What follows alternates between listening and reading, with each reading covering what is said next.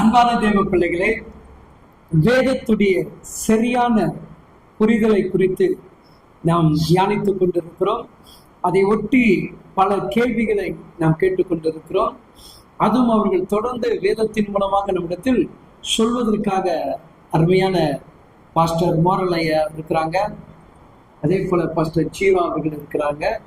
இவர்கள் 2 பேருக்கு சார்பில் உங்களுக்காக கேள்வி கேட்கக்கூடிய உங்கள் அன்பு எக்னேசன் இருக்கிறது. சரிங்களா?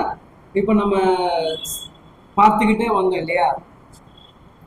இதுல இந்த பிசாசுடைய சூழ்ச்சிகளை எப்படி சொல்றது? இப்போ நம்ம மேல அவன் எப்படி ஆளிகை செய்யறான், இந்த ஆளிகை செய்யும்போது நம்முடைய தேவனுடைய வார்த்தையை விட்டு நம்ம எப்படி தடுமாற்றம் அடைகிறோம் என்பதை குறித்து நம்ம பார்த்தா, அதை தாவீதை குறித்து சொன்னாங்க, ஐயா யூதாஸ்காரனை குறித்து சொன்னாங்க இல்லையா? இந்த 2 பேருடைய காரியத்திலும் இப்ப நமக்கு என்ன தெரிய வரும்னா, கேள்வி கேட்டுட்டு இருந்த நமக்கு பதில் வரணும் இல்லையா? பதில் வரணும் இல்லையா? வரணுமா? அதை கேட்க ஆயத்தமா இருக்கிறீங்க இல்லையா? அதை குறிச்சுதான் இப்ப நம்ம கேட்க போறோம். சரிங்களா?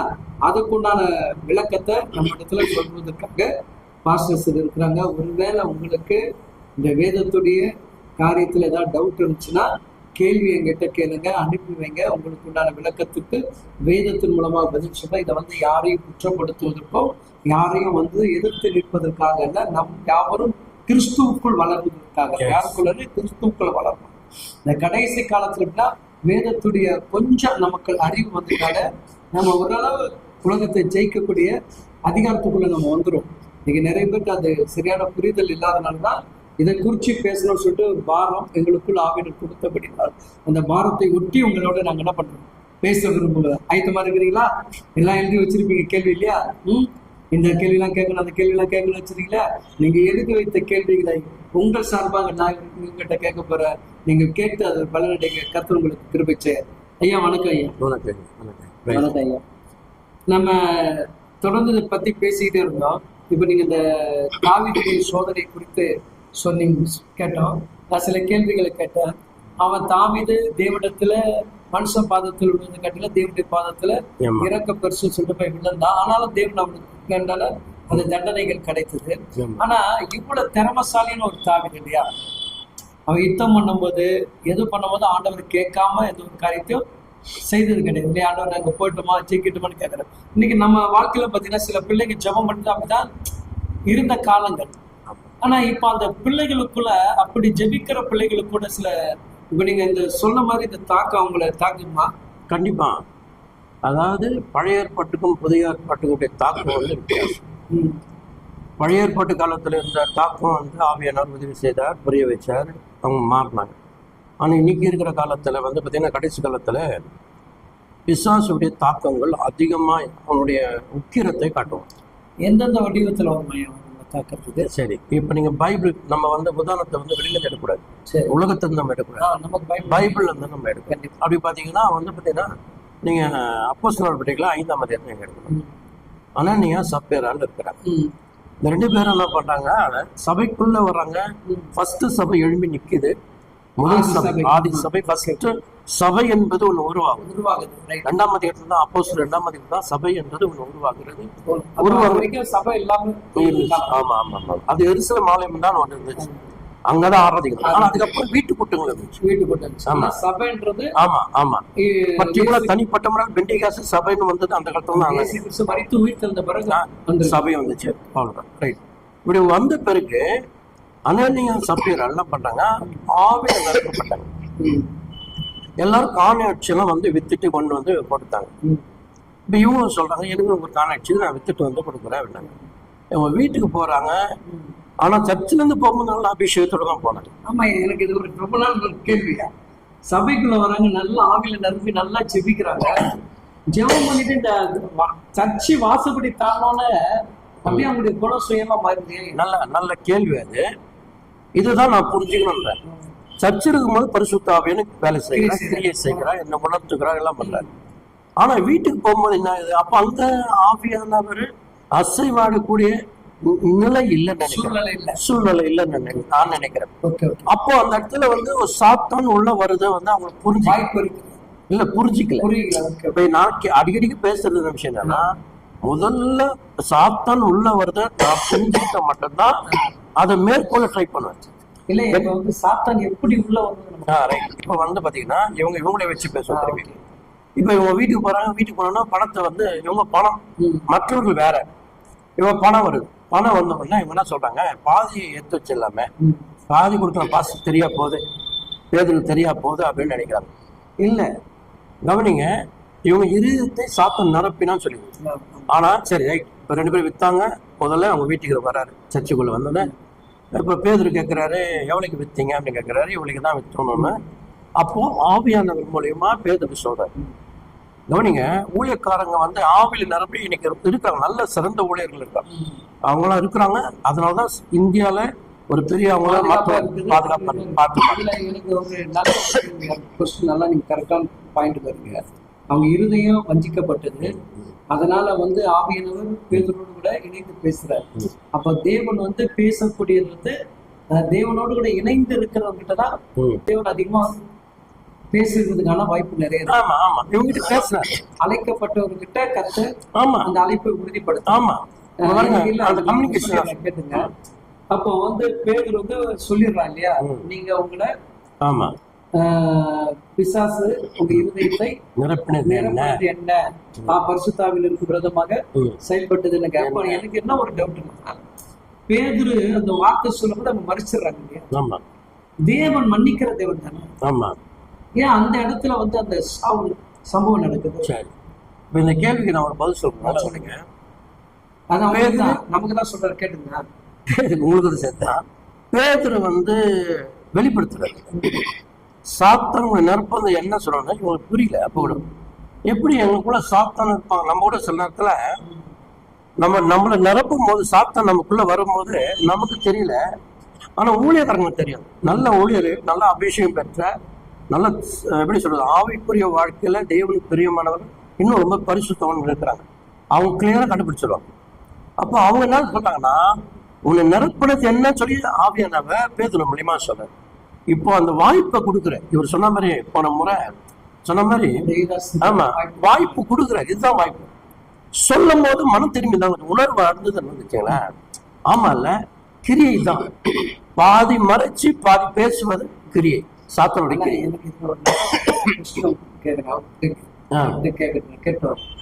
இப்போ இந்த பேதுரு இந்த பிசாசுடைய சூழ்ச்சிகளை அறிந்து கொள்வதற்கான ஒரு முயற்சி எனக்கு உணர்த்துறதை நான் கேட்கிறேன். ஆண்டவராக இயேசு கிறிஸ்து பேதுருகிட்ட பார்த்து கேட்பார் இல்லையா, பிசாசானவர் உங்களை புடமிடுவதற்காக என்கிட்ட உத்தரவு கேட்டார், ஆனா உங்க விசுவாசம் வெளியாகுது. அப்போ இந்த சம்பவத்தை நினைக்கும் போது இந்த பிசாசு எப்படி உள்ள வர்றதுன்றத அன்னைக்கு ஆண்டவர் அவனுக்கு உணர்த்தாம இருந்தா அந்த கேள்வி எனக்கு இன்னைக்கு வந்திருக்காது இல்லையா பேதுருக்கு. இப்ப பேதுரு புடமிடுகிறான்னு சொன்னாங்க, அதே பேதுரை கத்தர் இருக்கிறார், அவனை மறுதலி 3 முறை மறுதலி இருக்குன்னு சொல்றாங்க. அப்ப வந்து இது வந்து நீங்க சொல்றீங்க ஆவியினரை வஞ்சிக்கிறதுன்னு சொல்றோம். இந்த பேதுரு சம்பவம் அது எந்த கேட்டகரியில முடியும்?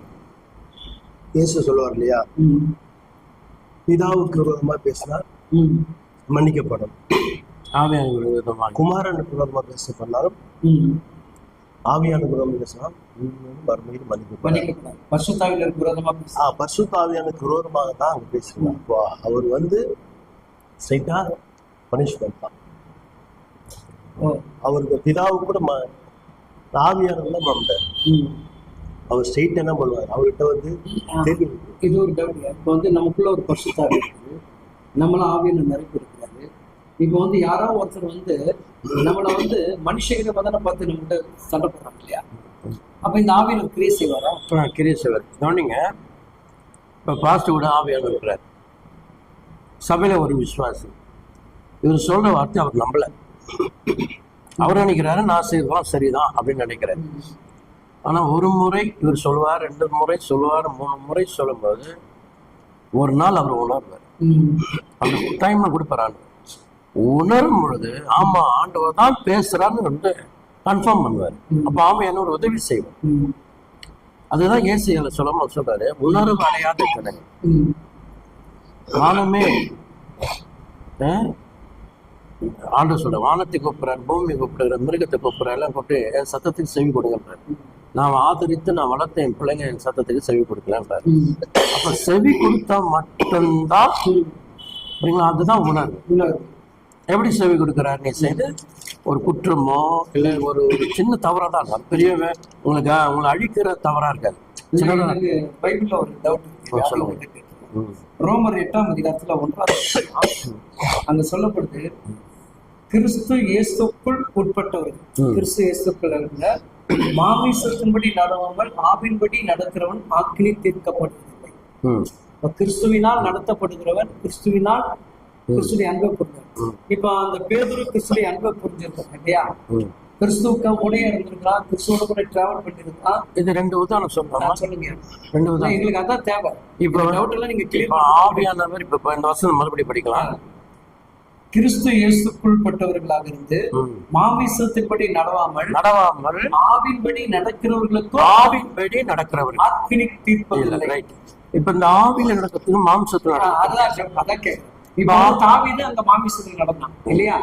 பழைய ஏற்பாடுல கரெக்டான பாயிண்ட் வந்து இப்ப பாருங்க, ஒண்ணு இல்ல நீங்க சிஸ்டர் பிரதர் ஆவியில நடக்கிறது, ஆவியில் நடக்கிறதுனா எப்படி அப்படின்னு நம்ம நல்லா புரிஞ்சுக்கணும்.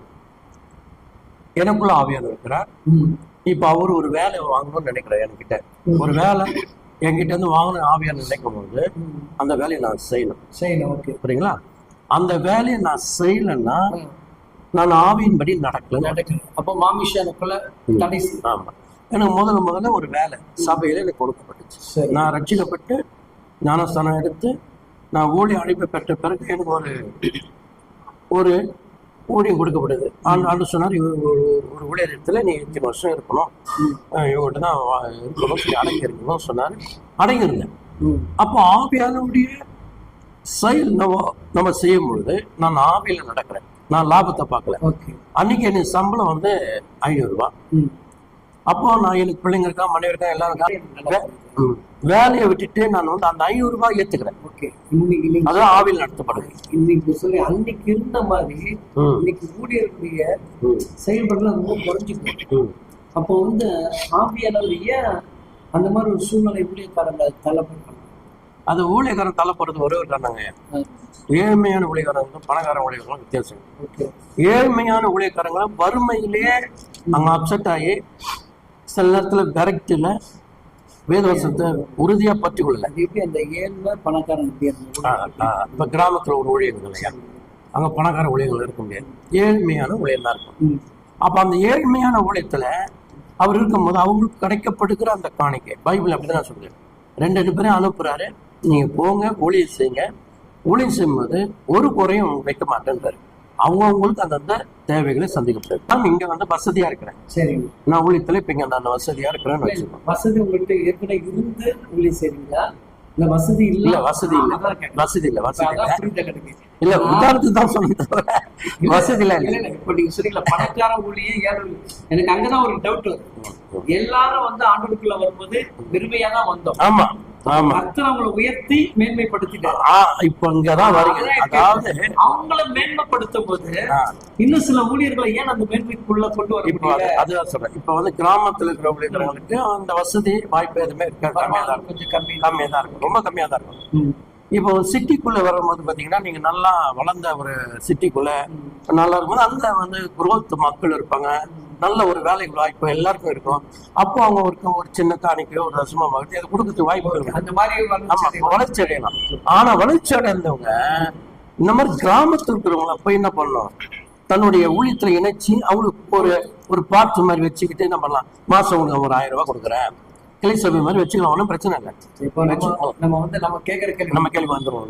நம்ம இதுக்குள்ள போயிட்டு அதுதான் சார். இப்போ வந்து அந்த தாவீதுடைய அந்த உங்களுக்கு யாருக்காவது தீர்க்கதரிசிக்காக வெளிப்படுத்துறாரு. இல்லையா? இப்ப வந்து தாவீதுடைய எண்ணம் ஏன் அந்த மாதிரி ஒரு சூழ்நிலைக்கு தள்ளப்பட்டது? நீங்க சொல்றீங்க இது வந்து தாவீதா நினைக்கல, தாவீதுக்கு ஒரு சத்துருடைய உணர்த்துனால அவன் வந்து அதை செய்தான்றீங்க.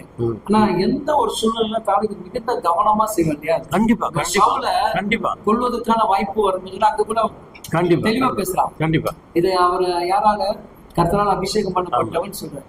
இவ்வளவு தெளிவா இருக்கக்கூடிய அந்த தாவீதை தடுமாறுறான்னா அப்ப விசுவாசிகள் தடுமாறதுல குறையில்லை இல்லையா? இது வந்து இப்பதான் உண்மையான இடத்துக்கு வந்திருக்கிறீங்க. இதுதான் சரியான இடம் கூட.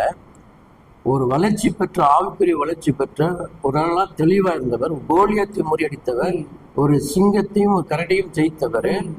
இங்க வந்து மிஸ் ஆகுறாங்க ஒண்ணு கரெக்டா வரீங்க. இவ்வளவு ஜெயித்தவர், எல்லாம் சிறப்பா செஞ்சவரு. சிஸ்டர் நீங்களும் ஃபர்ஸ்ட் ஆவில நிரம்பி நல்லா ஜெபிச்சீங்க, நல்லா ஜெயிச்சீங்க. ஏன் ஜெயிக்காம போனீங்க? அதுக்குதான் இப்ப விளக்கம் சொல்றாரு, கேளுங்க. இப்ப இந்த இடத்துல வந்து பாத்தீங்கன்னா புதிய ஏற்பாடும் பழைய ஏற்பாடு நான் சொல்லியிருக்கேன். புதிய ஏற்பாடுல பரிசுத்த ஆவியானவர் நடத்தப்படுவதற்காக எனக்கு உள்ள வந்திருக்கிறார். நம்மள வந்து நடத்தும். இப்ப ஆவியானவர் எனக்குள்ள வராரு, என்ன கைட் பண்றாரு, எனக்கு டைரக்ஷன் பண்ணி விடுறாரு. ஆமா ஆமா. அப்போ அந்த டைரக்ஷன் பண்றவர ஆவியானவர் தான். அப்ப என்ன எங்க நடத்தணும், எங்க கொண்டு போகணும், எங்க பேசணும், எது செய்யணும் ஆண்டவர் நடத்தல. இதை முடிச்சு பாருங்க. ஆவியான கைட் பண்ணும் போது நான் நடக்கலன்னா மாம்சம், நடந்தேன்னா ஆவிக்குரியவர். இப்ப சில பாஸ்டர்ஸ் கூட சொல்றாங்க கர்த்தர் உலகினால் அந்த வீட்டுக்கு வச்சு. அப்ப வந்து அது உணர்த்தப்பட்டு போறது. இப்படி ஒரு சாட்சி, இந்த ஒரு சாட்சி ஒன்று சொல்லிடுறேன், உங்களுக்கு புரியும் நினைக்கிறேன். 2 சாட்சி சின்னதான் சுருக்கமா முடிச்சலாம். ஒரு சாட்சி என்னன்னா, ஒரு இன்னைக்கு பெரிய ஊழியக்காரங்க அவங்க ஒரு காலத்துல ரட்சிக்கப்படுறதுக்கு முன்னாடி ஏழ்மையானவங்க ஒரு ஹோட்டல் வச்சு நடத்திருந்தாங்க. ஏகப்பட்ட பிள்ளைங்க. ஆனா அவங்க கணவர் இறந்துட்டாங்க. இப்ப இன்னமா மட்டும்தான் அந்த ஹோட்டல் நடத்தணும், முடியல. ரொம்ப ஏழ்மையானவங்க, ரொம்ப கஷ்டப்படுறாங்க, கடன் ஆயிட்டாங்க. அப்ப இவங்க முடியல தெரிஞ்ச உடனே சரி பாய்சன் வந்து சாப்பாட்டுல கலந்து எல்லா பிள்ளைங்களும் கொடுத்துட்டு செத்தலாம் அப்படின்னு முடிவு பண்றாங்க. அப்படி முடிவு பண்ற நேரத்துல இவங்க பாய்ஸ், அப்ப இவங்களுக்கு ஏசுலாம் தெரியாது, ஆண்டவரை பத்தி ஒண்ணுமே தெரியாது. இவங்க ஃபுல்லா இயேசு அறியாத மக்கள், ரைட்டுங்களா? அவங்க நம்ம ஏரியா பக்கத்துல தான். ஆமா. இப்படி இருக்கும் போது பாத்தீங்கன்னா அவங்க ஒரு பாஸ்ட் வராது. அவங்க பாஸ்ட் பாருங்க, ஆவியானவர் ஏவுதல் இருந்துச்சு. இந்த மாதிரி ஒரு குடும்பம் சாக போது நீங்க அவங்களை காப்பாத்துங்க. இதுதான் ஆளுடைய தொடர், அந்த தொடர்பு நடத்துதல். அந்த மாதிரி திறக்க மாட்டாங்க. ஏன்னா சாகுற நேரத்தில் இருக்கும் போது இவங்க தொந்தரவு கொடுக்குறான்ற மாதிரி அவங்க ஃபீல் பண்றாங்க. அப்போ ரொம்ப ஒரு பாஸ்ட் வந்து வெளியே வந்து கதை தட்டிட்டே இருக்கு. அப்போ முடியாம திறந்துட்டாங்க. திறந்து நேரம் வீட்டுக்குள்ள வந்துட்டாரு அப்படின்னு நான் கேள்விப்பட்டது சாட்சி. உள்ள வந்து உட்காந்துட்டு சொல்றாங்க, பாஸ்ட் சொல்றாரா, ஆண்டவரை இயேசு அனுப்பினார் இந்த வீட்டுக்கு. இப்ப நீங்க சாவ போறீங்க, உங்க சாவை தடுக்கிறதுக்கு இயேசு அனுப்புறாரு. இவங்க ஆச்சரியப்பட்டாங்க. நான் சாவுறது இவருக்கு எப்படி தெரியும்? இதுதான் உணர்வு, இதுதான் ஆவியானவர், இதுதான் ஆவியானவர். இந்த மாதிரி சின்ன சின்ன விஷயங்கள் நடத்துவார். நடத்தும் போது நம்ம புரிஞ்சுக்கலாம். இல்ல இப்ப வந்து நீங்க ஊழியருக்கு உணர்த்துறாங்க. சில விசுவாசிகள் சொல்றாங்க, எங்களுக்கு ஆண்டவர் நடந்து உணர்த்துறாரு, இந்த சர்ச்சுக்கு போக கூடாது, இந்த பாஸ்டர் பார்க்க கூடாது. இது எப்படி அது சாத்தியமா? சாத்தியம் தான். இதுவும் சில நேரங்களில் பார்த்தீங்கன்னா நம்ம வந்து இப்போ நம்மளுக்கு ஒரு தலைமை சபை கொடுக்கப்படுதுங்களா, பைபிள் நல்லா படிச்சு பாருங்க. அனுதினமும் ரட்சிக்கப்பட்டவங்க சபையில சேர்த்து வந்தார் அப்போஸ்தலர் வரும். இப்ப சபை என்பது அப்படி பாத்தீங்கன்னா பொதுவா ஒரு சபை தான் இருக்கணும்ல. இன்னைக்கு இத்தனை பேர் கொண்ட சபைகள் இருக்கு, சரிங்களா? எந்த பேரும் யூஸ் பண்ணல, எல்லா பேர் கொண்ட சபைகள் இருக்கு. ஆனா எல்லாமே ஒருத்தருடைய கீழே தான் வேலை செய்யுது. இயேசு கிறிஸ்துவின் கீழே தான் வேலை செய்யப்படப்படுது, சரிங்களா? ஆண்டவருக்காக ஊழியம் செய்யப்படுது. ஆனா விசுவாசிகள் அந்த வேறுபாடு பிரிக்கிறாங்க. நம்ம பிரிக்கல, விசுவாசிகள் வேறுபாடு பிரிக்கிறாங்க. எப்படி பிரிக்கிறாங்க அப்படின்னு கேட்டீங்கன்னா, இந்த சபையில இயேசு இருக்கிறார், அந்த சபையில இயேசு இல்லை. இங்க பரிசுத்த ஆவியானவர் இருக்கிறார், அங்க பரிசுத்த ஆவியானவர் இல்லை. இங்க சரியா வந்து ஆராதனை இல்லை, அங்க ஆராதனை இருக்கு. இப்படி எல்லாம் யோசிக்கிறாங்களா? எப்படி ஆண்டவர் உணர்த்துவார்? வசனத்து மூலம் உணர்த்துவார், இல்ல உணர்வு மூலமா உணர்த்துவார்? ரெண்டு வகை பாருங்க. லூக்கால பாத்தீங்கன்னா நம்ம இயேசு கிறிஸ்து 8ஆம் நாள்ல ஆலயத்துக்கு வருவார். அப்ப பாத்தீங்கன்னா ஒருத்தர் பேர் சிமியோன், அவருக்கு வந்து ஆவி ஏவுதல்னு வரும். அது வந்து சத்தம் கிடையாது, அவரு எப்படி ஒரு ஒரு ஒரு உந்துதல் உள்ளுக்குள்ள ஏதோ நடத்து அப்படின்னு சொல்லும். அப்ப அந்த உள்ள இருந்து அப்படி போன்னு சொல்லும் போது நம்ம புரிஞ்சுக்கலாம் இது, சரிங்களா? அப்ப இதை வந்து ஆவி ஏவுதல். இப்ப பாருங்க, ஆவியா நடத்துதல்னா பவுல் பாத்தீங்கன்னா நீங்க வந்து 11ஆம் அதிகாரத்துல அப்போஸ்தலர் நடவடிக்கைகள் பாத்தீங்கன்னா இவர் இன்னொரு இடத்துக்கு போய் ஒளிந்து செய்யலாம்னு நினைப்பாரு. இவர் படுத்துப்பாரு, தூங்குவார் ராத்திரி. நாளைக்கெல்லாம் அந்த ஊருக்கு போய் ஒளிந்து செய்யலாம் அப்படின்னு ஒரு மனுஷன் வந்து பேசுவான் சொப்னத்தில். என்ன பேசுவான்னா, ஐயா எங்களுக்கு சுவிசேஷம் சொல்லுங்க, எங்களுக்கு 16ஆம் அதிகாரம். உடனே ஒரு ஏஞ்சிச்சு மறுநாள் அந்த வசனத்தை வாசி. அன்பான தீப பிள்ளைகளை நன்றாக கவனிங்க. கேள்வி கேட்க கேட்க நம்மளை ஆவியினர் எங்கேயோ கூப்பிட்டு போறேன். ஆனா நான் விடுறது இல்லை. இந்த விளக்கத்தை தெரிகிற வரைக்கும் நான் பண்ணப்படுறேன். விடுறதுல காத்திருங்கள். ஆண்டவர் உங்களோடு கூட இந்த வார்த்தைகளை பேசி உங்களை தெளிவுபடுத்துவார். ஆமென்.